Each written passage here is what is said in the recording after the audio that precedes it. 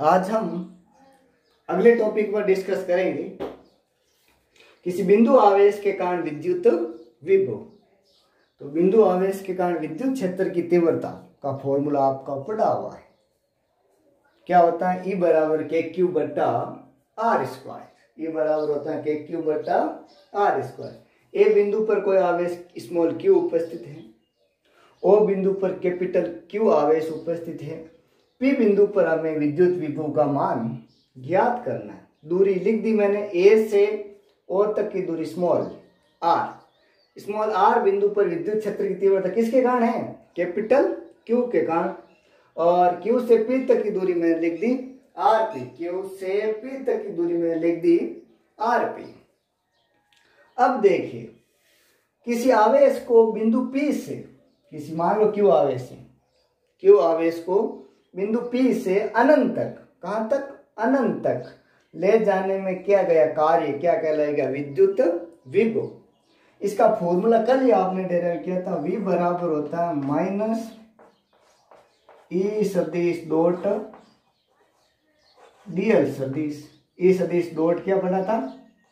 DL सदिश। अब हम डॉट है, डीएल की जगह हम क्या लेंगे? थोड़ा डीआर लेंगे। डीएल की जगह हम लेंगे डीआर, दूरी है। तो V बराबर क्या हो जाएगा? माइनस ई सदिश डॉट क्या हो जाएगा? डीआर सदिश। ई सदिश डॉट क्या हो जाएगा? डीआर सदिश। अब देखिए,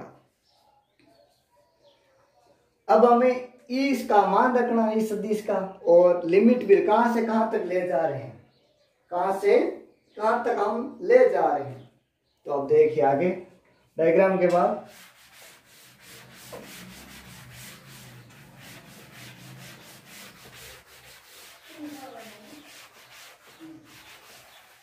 अब आगे देखिए, E का फॉर्मूला आपको पढ़ा हो। E बराबर क्या होता है? के क्यू बट्टा आर स्क्वायर। अब हम E सदिश लिख रहे हैं तो यहां पर क्या आ जाएगा? R cap. इसका मतलब क्या हुआ? आर कैप क्या बता रहा है? एकांक सदिश या विद्युत क्षेत्र के तीव्रता की दिशा बता रहा है, के क्यू बट्टा आर स्क्वायर। तो V बराबर होगा माइनस के क्यू बट्टा आर स्क्वायर इंटू क्या होगा? आर कैप डॉट क्या होगा? डी आर सदिश। ई का मान मैंने यहां पर रख दिया। चलो, अब हम कहां से ले जा? अनंत से आर पी बिंदु तक। अनंत से कहां तक ला रहे? अनंत से आर पी बिंदु तक है। पी बिंदु तक दूरी क्या है?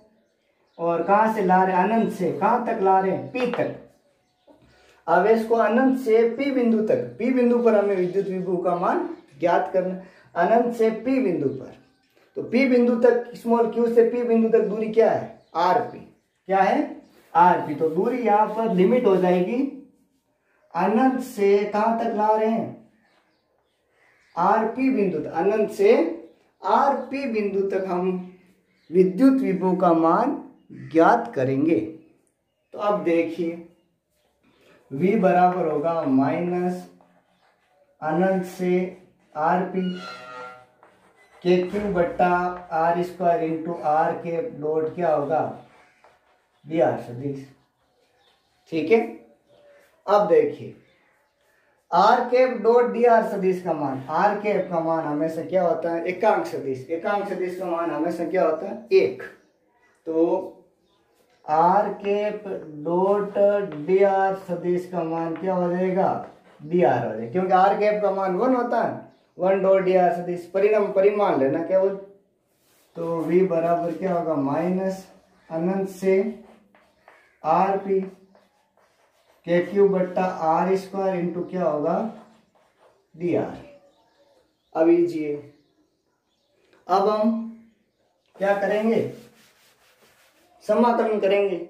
समाकलन V बराबर माइनस के क्यू बार आएगी अनंत से आर पी डी आर बट्टा क्या होगा? Are square. डी आर बट्टा क्या हो जाएगा? R square. अब देखिए, डी आर बट्टा आर स्क्वायर का हमें क्या करना? समाकलन डी आर बट्टा आर स्क्वायर का समाकलन। तो कैसे होगा, आर की घात माइनस, ऊपर ले जाओ, आर की घात -2 इंटू क्या हो जाएगा डी आर। अब इसका समाकलन क्या होगा, एक्स स्क्वायर dx का समाकलन क्या होता है, फॉर्मूला क्या होता है एक्स की घात n का, एक्स n प्लस 1 बट्टा n प्लस 1। तो यहाँ पर होगा समाकलन हो जाएगा आर -2 प्लस 1 बट्टा -2 प्लस 1 बराबर क्या होगा, आर की घात -1 बट्टा -1। ये समाकलन है इसका, डी आर बट्टा आर स्क्वायर। आर ऊपर भेज दो इसको, तो आर की घात -2 डी आर। अब आर की घात -2 डी आर क्या होगा, एक्स की घात n का क्या होता है, एक्स की घात n प्लस 1। तो आर की घात -2 प्लस 1 बट्टा -2 प्लस 1, आर की घात -1 बट्टा -2 -1। तो यहाँ पर क्या हो जाएगा, माइनस आर की घात -1, 1 का भाग इसमें दो तो सेम ही रहेगा और माइनस ऊपर आ जाएगा, बराबर क्या होगा, अब नीचे भेज दूँ वापस तो -1 बट्टा क्या हो जाएगा आर। यानी इसका पूरा समाकलन हुआ -1 बट्टा आर, -1 बट्टा आर हुआ। अब यहाँ पर मान रख दो आप -1 बट्टा, ये पूरा समाकलन बताएं, सीधे समाकलन याद रहता है, याद लिख दो सीधे, डी आर बट्टा आर स्क्वायर का -1 बट्टा आर। चलो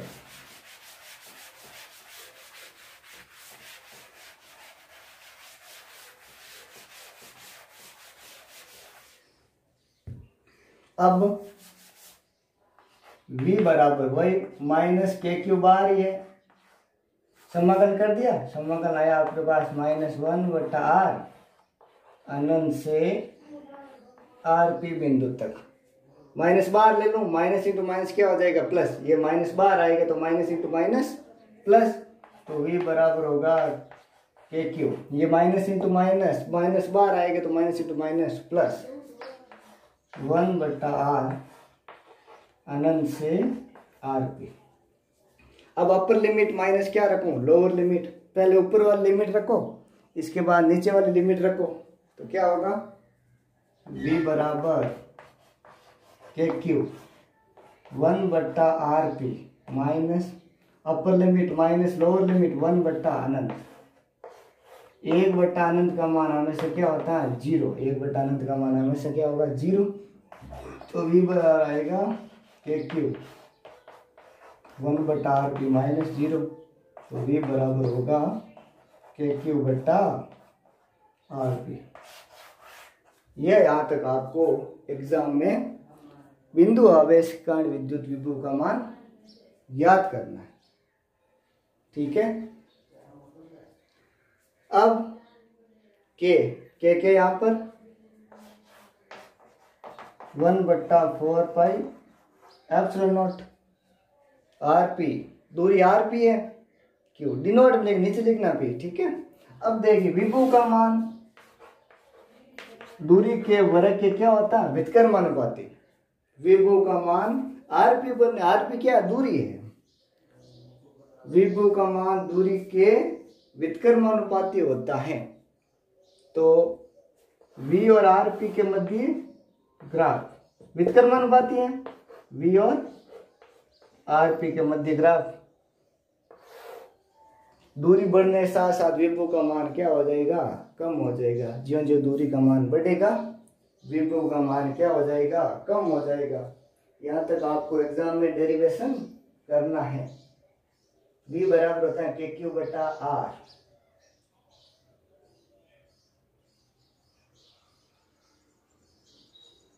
ठीक है। तो यदि आवेश ऋणात्मक है, मान लो -q आवेश है, मान लो आवेश ऋणात्मक है तो विभव का मान भी ऋणात्मक होगा, और आवेश धनात्मक है, मान लो ये q आवेश धनात्मक है तो विभव का मान भी धनात्मक होगा। अब इसके बाद है आवेशों के निकाय के कारण विद्युत विभव, आवेशों के निकाय के कारण विद्युत विभव।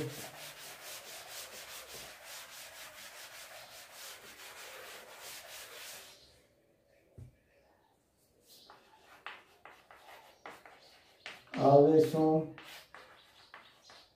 के निकाय के कारण विद्युत विभव आवेशों के निकाय के कारण, यानी आवेश अलग अलग आवेश हैं, उन सभी आवेशों के कारण विद्युत विभव का मान हमें ज्ञात करना है। तो आवेश कौन कौन है कि बिंदु P है, Q1 आवेश, Q2 आवेश, Q3 आवेश, Q4 आवेश। दूरी क्या है, बिंदु P मान लूं R1, R2, R3 और R4। दूरी हो गई सबकी। R बिंदु P से Q तक की दूरी R2, बिंदु P से Q1 की दूरी R1, बिंदु P से Q4 की दूरी R4, बिंदु P से Q3 की दूरी R3। अब देखिए बिंदु P के कारण Q पर विभव, बिंदु P के कारण Q1 पर विभव क्या होगा, फॉर्मूला याद है आपको सबको, V1 बराबर KQ1 बट्टा दूरी क्या है R1, इक्वेशन नंबर 1। ठीक है। अब बिंदु P के कारण Q2 क्या होगा, V2 बराबर, फॉर्मूला तो आपने देखा था, बिंदु विभव के कारण विद्युत विभव का फॉर्मूला क्या होता है, KQ बट्टा R। P वही दूरी है, सेम ही है। तो यहाँ पर दूरी R1 है, R2 है, R3 और R4 है। R2 V3 बराबर होगा KQ बटा R3। अब मान लो कहाँ तक जा रहा है, Vn तक, V3 V4 V5, तो क्या होगा KQ Q1 Q2 Q3 और KQ1 बटा Rn। समीकरण नंबर 3 और 4। बिंदु P के कारण इस पर विभव, दूरी R1 है, Q1 आवेश, तो KQ1 बटा R1, V2 बराबर KQ2 बटा R2, V3 बराबर KQ3, ये KQ बटा R कहाँ से आया, लास्ट फॉर्मूला पढ़ा था बिंदु विभव के कारण, बिंदु आवेश के कारण विभव का मान KQ बटा RP, सेम फॉर्मूला है यहाँ पर, KQ बटा R1 R2 R3। अब सब निकायों का योग कीजिए, तो क्योंकि विभव कौन सी राशि होती है, अदिश राशि, तो सबका योग होगा V बराबर V1 plus V2 V3 dot कहाँ तक होगा Vn तक। तो V बराबर होगा V1 का मान KQ1 बटा R1 प्लस KQ2 बटा R2 प्लस KQ3 बटा R3 dot dot dot KQ1 बटा क्या होगा Rn, KQ1 बटा Rn। अब सब में से क्या कॉमन आ रहा है, K कॉमन आ रहा है, तो Q1 बटा R1, Q2 बटा R2, Q3 बटा R3 डॉट डॉट क्या होगा Q1 बटा Rn। याद तक करना है, डेरिवेशन तो करो, नहीं तो सिग्मा में लिख दो आप, सिग्मा में लिखो तो क्या होगा V बराबर K सिग्मा I बराबर कहाँ से 1 से n तक, Q I बट्टा क्या होगा R। यहाँ तक आपको एग्जाम में विभव का मान ज्ञात करना है, Q I बट्टा क्या हो जाएगा R। ये हो गए आवेशों के निकाय के कारण विद्युत विभव। अब साथ में नोट्स बनाते रहना, ठीक है। अब कुछ बच्चे पूछ रहे हैं कि PDF भेजो सर, मेरे पास बुक कॉपी में नोट्स नहीं बनाए हैं, मैं सीधा यहीं पर इस डिस्क्राइब कर रहा हूँ, ठीक है। कॉपी में मेरे पास नोट्स नहीं है, और स्कूल खुलेगी तब ये सर के आदेश से वापस हो जाएगा तो ठीक है, नहीं तो जो मैं बोर्ड पर करवा रहा हूँ वही नोट्स है, ठीक है।